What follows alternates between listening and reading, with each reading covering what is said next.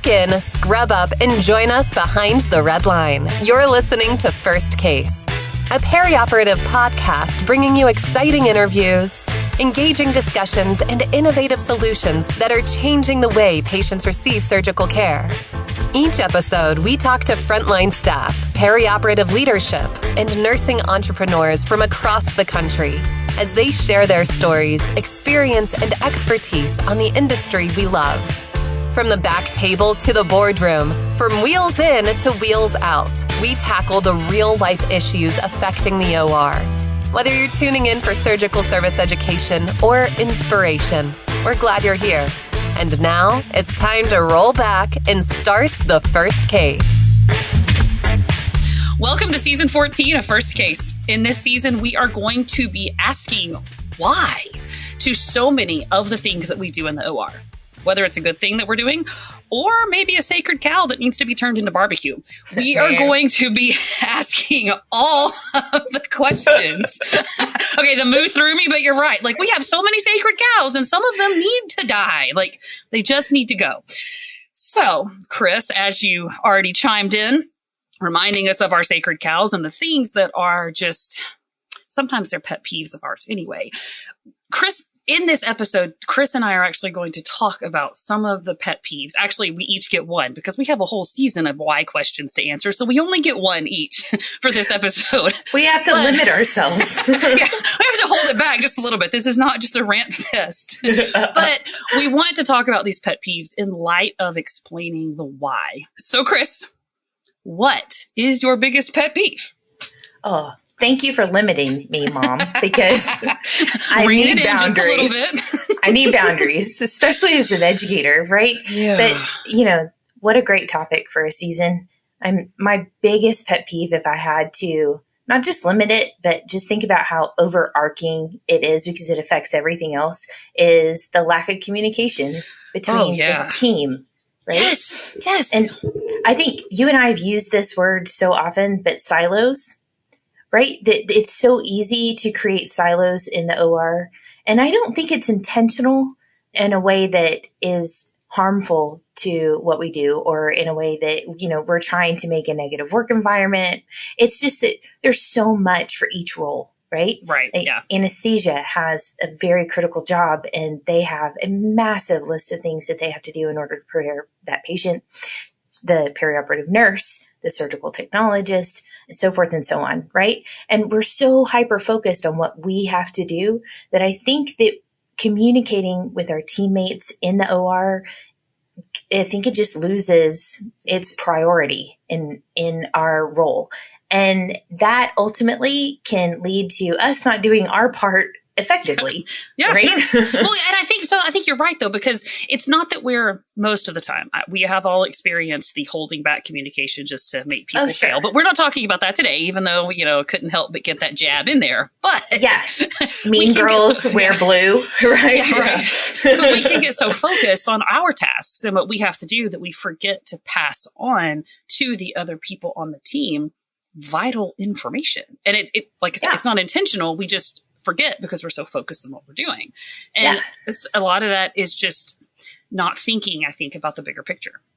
Right. And there's vital information in that. For example, allergies, right? So if that patient has a latex allergy, that's not just something that we need to know intraoperatively or for things that could affect them postoperatively. I need to know that when I'm setting up the case, because while most surgical supplies now are non-latex, what am I probably wearing while I'm opening all of these supplies and while I'm setting up the case? Latex gloves. Of course, if I find that out after I've set up these thousands of dollars worth of supplies. And, now I've contaminated everything. I've wasted a ton of time and we have to start all over. And, had I just then communicated that, by the people who were looking at the patient's chart and communicating with the patient preoperatively, that could have saved us. Also, I'm going to get on another soapbox just for a second, Melanie, I promise. Okay. But the preference card And, we're going to talk about the preference card later, but that preference card is like your recipe for this masterpiece we're about to create. And although that preference card is not always 100% correct. No, it's not. But no, it's not. But it contains vital information, not just for me as the surgical technologist, but for the nursing team as well. And it's important not just for me to read it, but for the nursing team to read it too. And if we're two sets of eyes, just like when we're counting, just like when we're reading medications, when we're doing blood products, two sets of eyes on that preference card can do us both a lot of good. And so, that's just another form of communication that if we just take the time, operate as a team, do those things together, we are being a better care team for that patient, and we're operating more efficiently in the end. Yeah, one of the things too, when it comes to communication with the whole team, and I've seen it show up on some preference cards depending on the EMR. I've seen it show up on the surgery schedule printout depending on what your EMR, how your EMR functions, I guess. But there's always a place for like surgeon comments or procedure notes or something. And those little nuggets are gold because they give you that specific stuff that you're so desperately looking for. Maybe it's a positioning thing, or maybe it's a note on the cement you might need, or different medications, or Lord knows, who knows those. But the surgeon comments, and when it's posted, has so much good information. And that is information that doesn't just help me as a circulator. Anesthesia might need to know it. Are we going prone? What are we doing? The surgical tech's going to need to know if we're going to be mixing gentamicin and tobramycin and everything else under the sun for, a revision knee.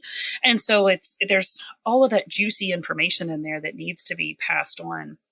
And, we get sidetracked, I think, with gathering all our supplies that we forget to say, oh, hey, by the way, you're going to need an extra mixing bowl or two, to let people know.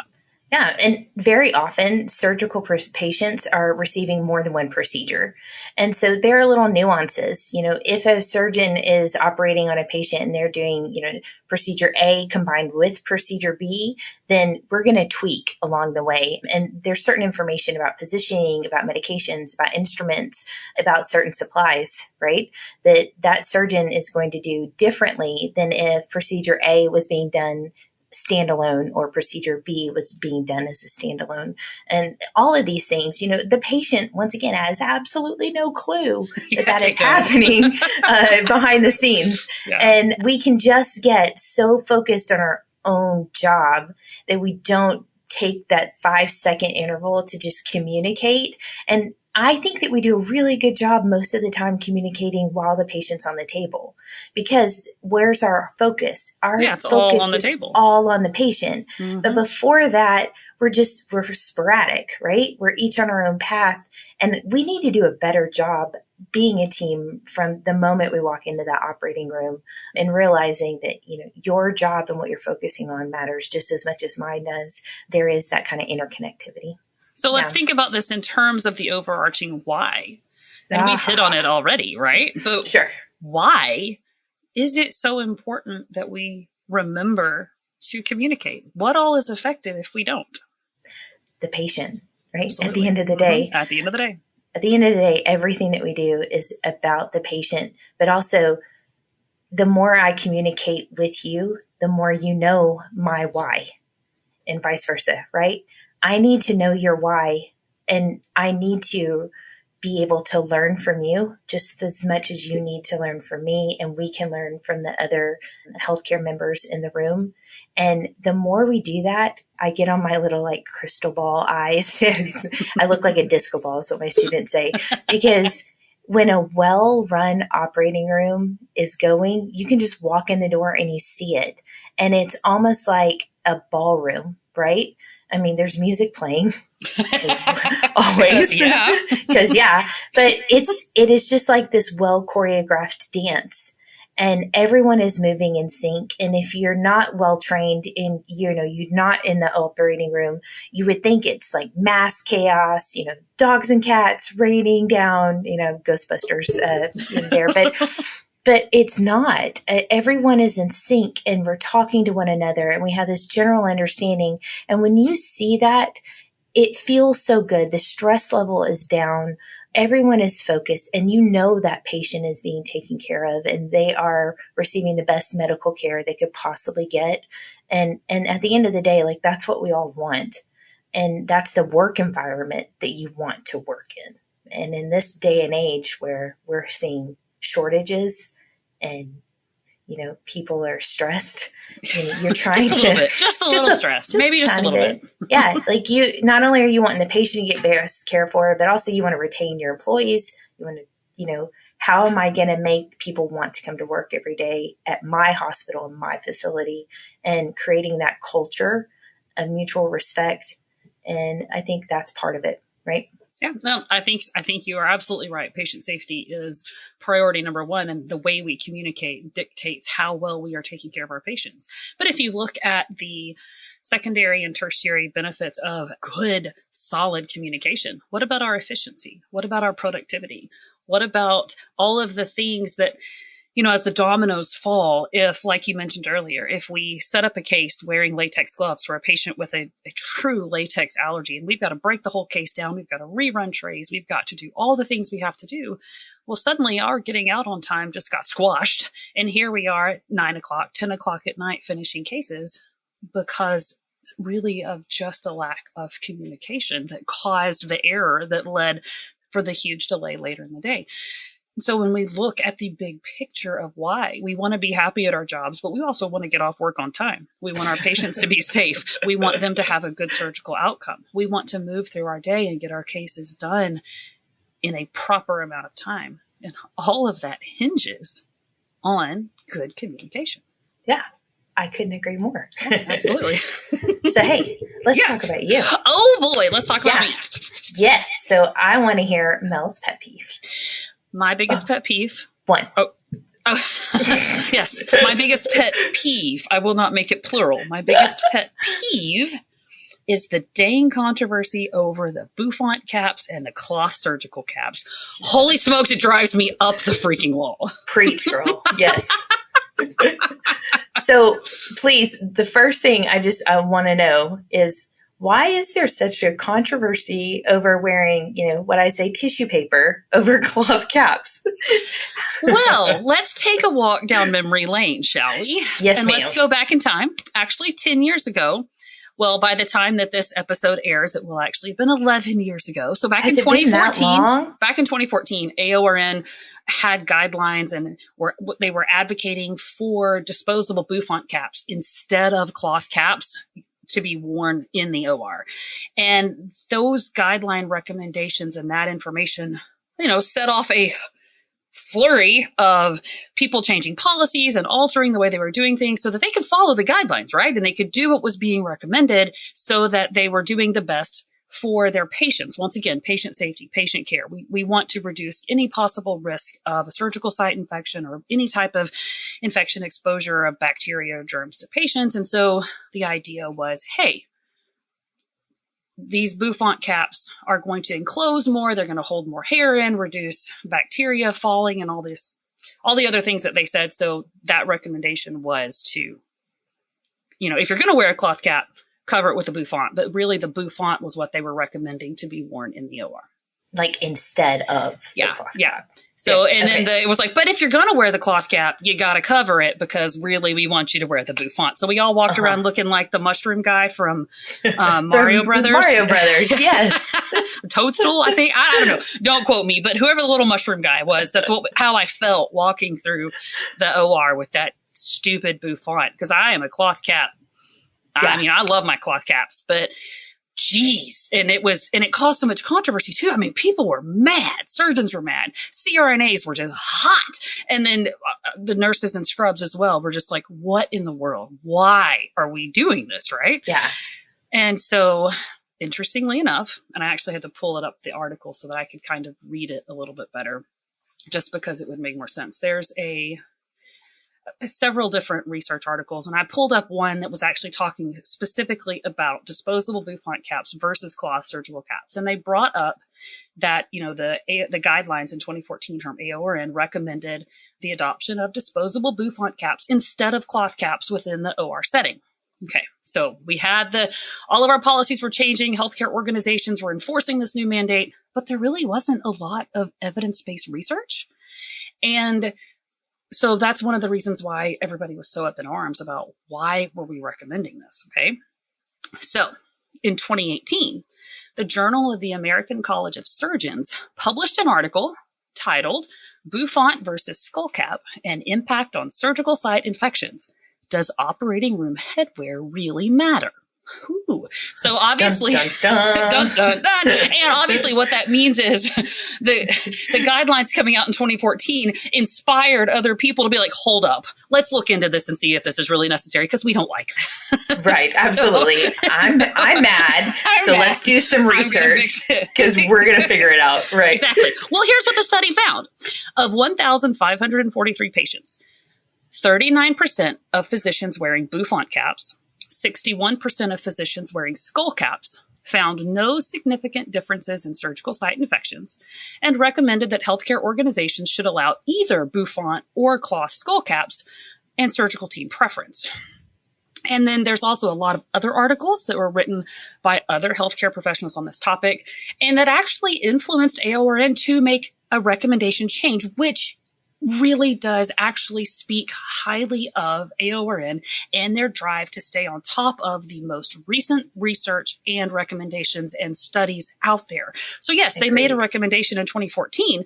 New research came out. There's new articles. Obviously, I think some of the research was inspired by the recommendation. But in 2019, they removed the recommendation for disposable scrub caps. If you go to the AORN guideline for surgical attire, Section 5.1 says you have to cover the scalp and hair when entering the semi-restricted and restricted areas. And they go on to say that wearing a head covering may contain your hair and bacteria that is shed, and that can possibly help prevent contamination of the sterile field, reducing the patient's risk for surgical site infections. But research has not demonstrated that covering the hair affects the multifactorial outcome of surgical site infection rates. Like, well, whoa, here we are. Exactly. Well, and I love that all of this research was done. Yeah. Despite, what incentivized it, right. You have to have the research. I think what the problem is now is once hospital policy is policy, getting it to change, it takes an act of Congress sometimes, because you can't, it's hard.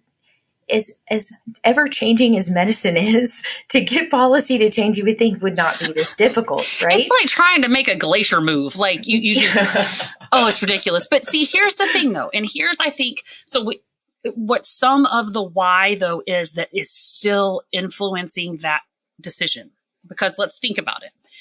The guideline for surgical attire says you have to wear clean clothes. That includes your scrub cap. And how many people come into work, they work their shift, they rip that cloth scrub cap off and throw it back in their locker, and they come to work the next day and put that filthy thing right back on. Yep. And so, gross. You're wearing, and like, I think I know some people who only own one cloth scrub cap, and I think they wear it every single day. And I'm like, when do you launder that thing? That's disgusting. I think many of them are surgeons. Yes. No. Right? Yeah, I know. I have one that I see wearing a Darth Vader scrub cap almost every time I'm at work. And I'm like, I don't think that's clean. But here we are.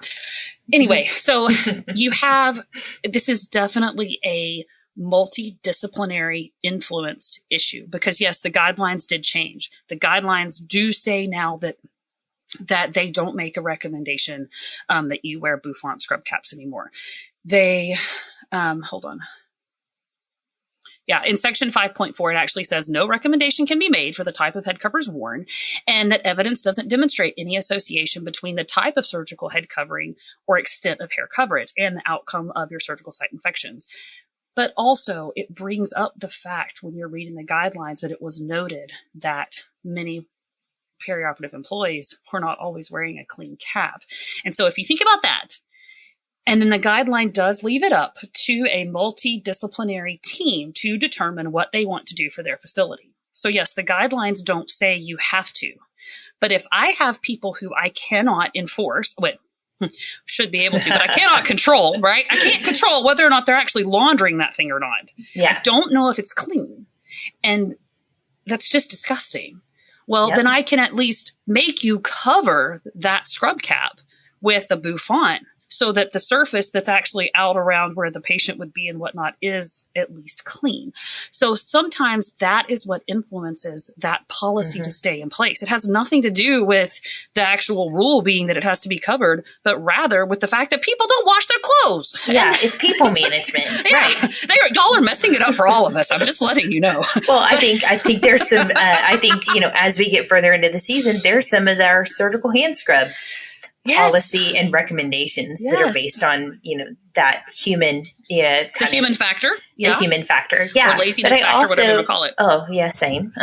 But I also think that a lot of hospitals are using those bouffant caps now as a way to identify certain people, right? They are. Mm-hmm. So like many hospitals around ours, if you have a red bouffant cap, you're a vendor. Right. Mm-hmm. Certain places make students put, certain color on top of theirs. My students wear cloth caps that have my program clearly embroidered on Oh, that's there. Cool. Yeah. Well, so there's a new ARC standard that says not only do students need to be clearly identified when they are in their scrubs at a clinical site, but they also need to be clearly identified as a student when they're scrubbed in, because you need to make sure that you know who is part of your sterile team. That makes perfect sense. Yeah. So my idea was that you embroider, so it says South College Surgical Technology on their scrub caps. Well, that way the surgeon knows who scrubbed in with them. Yeah. But I give each of my students 2 caps. Look at you. Yes, there right. you go. Take one home and wash it. Thank you. I'm not raising students to be nasty in the operating room. And if I ever walk in and see, and it's white embroidery on a black cap, and it better look pristine. Thank you. I would not want to be your student and cross your path. I have learned enough that I would not want to make you unhappy. No, we only create rock stars. Exactly. And they know the why, Melanie. That's why. I want them to take amazing care of their patients, because one day that might be my old butt on the table. Exactly. And you want them to take good care of it, right? I mean, I get that. Or good care of you. I shouldn't say your butt, of you. They should take good care whatever of you. end of me on the table, please God, take good care of it. Okay, so listen to this. Going back, one more thing about the bouffant over scrub cap, because there's all sorts of things I hear. Like, I ran into this at my current facility, and they handed me a bouffant, and I'm like, why? Like, well, Joint Commission says you have to wear it. I'm like, no, they don't. I'm like, well, the Joint Commission said. So when they came and did their inspection a couple of years ago, they had mentioned, heck, it wouldn't have been a couple of years ago. But when they had come and inspected prior, the Joint Commission inspectors had made a comment about bouffants over cloth caps. But the charge nurse remembered that, and he was associating Joint Commission with that rule. And I'm like, oh, no. If you go to the Joint Commission's website, the Joint Commission does not, their standards do not prescribe operating room dress or surgical attire. They don't prescribe it at all. To determine the appropriate requirements for a given organization, surveyors will review your facility practices and policies to determine if they have followed a correct approach to infection control standards. They are not going to set policy. They're going to make sure that your people are obeying the policies you have in place. You said. Yeah. Exactly. So obviously your infection prevention policies need to be influenced by the guidelines and by recommendations and good clinical practice, 100%. But Joint Commission is there to make sure you are following the rules you made and the regulatory requirements that are in place by all sorts of different agencies. But they don't actually address surgical attire. So this idea that Joint Commission says we have to do it is also not true. So I think I've stomped on my soapbox enough that I just need to jump off and move. But understanding that it's like the scientific process, right? You have a problem, you figure it out, your hypothesis, and then you go and you figure it out, and then you get an answer and a conclusion, and then you go and you learn, and it's always perpetual growth, right? So yes, they made a recommendation in 2014. Maybe, okay, no. So let's go back but that shows a growth, right? A growth mindset, a change. Let's be relevant. Let's be actually following best practice, but also following what the research is showing us. And so they changed the guideline. And I really do think a lot of them stay in place at facilities for that policy, either because, getting policy changed is hard as heck, or people don't really understand the rules. And so they're afraid to change it because they don't want to get in trouble should Joint Commission show up and they get inspected or whatever else.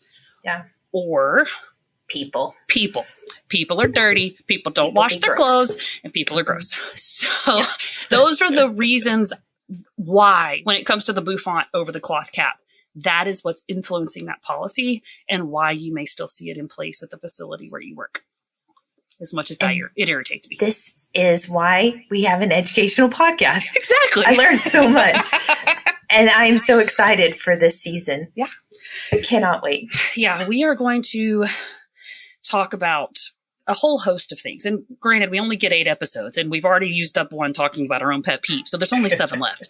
But we are going to be talking about the importance of documentation and really looking at why it is so important that we document accurately. And we're going to see it from the standpoint of a legal nurse consultant. So what she has seen in cases and how that charting has been held up to the light, I guess, to say, so to speak, and really, did it hold up? Did it help the case? Did it not? Like, our charting really does influence a whole lot more, I think, than we realize. So talking about charting, very much so. Obviously, Chris, you're an educator and you have to educate the whys into your students to make them those rock stars. And so there's a lot that you and I are going to talk about just from what you see and what I see, and that we know people need to understand better. And we're going to talk about infection prevention, more of that with PPE, and why do we wear what we wear and why do we take it off? Take it off. Done? Lord, yes. Yeah. Don't jump on that soapbox yet. We got to wait till like episode 5 or something. Absolutely. And then other people as well that are going to be on the show, just really diving into these whys, what it is that we do, why we do what we do. And maybe like the bouffant and cloth surgical caps, maybe there's reasons maybe we could change. And so looking at those whys too will also be incredibly eye-opening, I hope, for everyone listening. It just helps to critically think through why we do what we do and not just keep doing it because we've always done it that way. It's just not best practice. Absolutely. All right, guys, that is going to do it for our conversation today. Chris and I both genuinely hope that you will take this journey with us to learn the why and understand the reasons behind the things that we do. And maybe sometimes the reasons why some of our practices are no longer relevant. So on behalf of Chris, myself, and our entire team, thanks for listening to this season 14 premiere of First Case. Thank you for listening to this week's episode of First Case.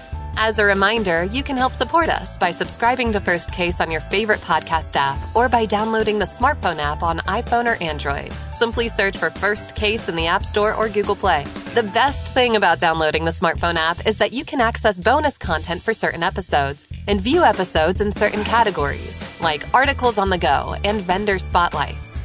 Are you following us on LinkedIn or Facebook yet?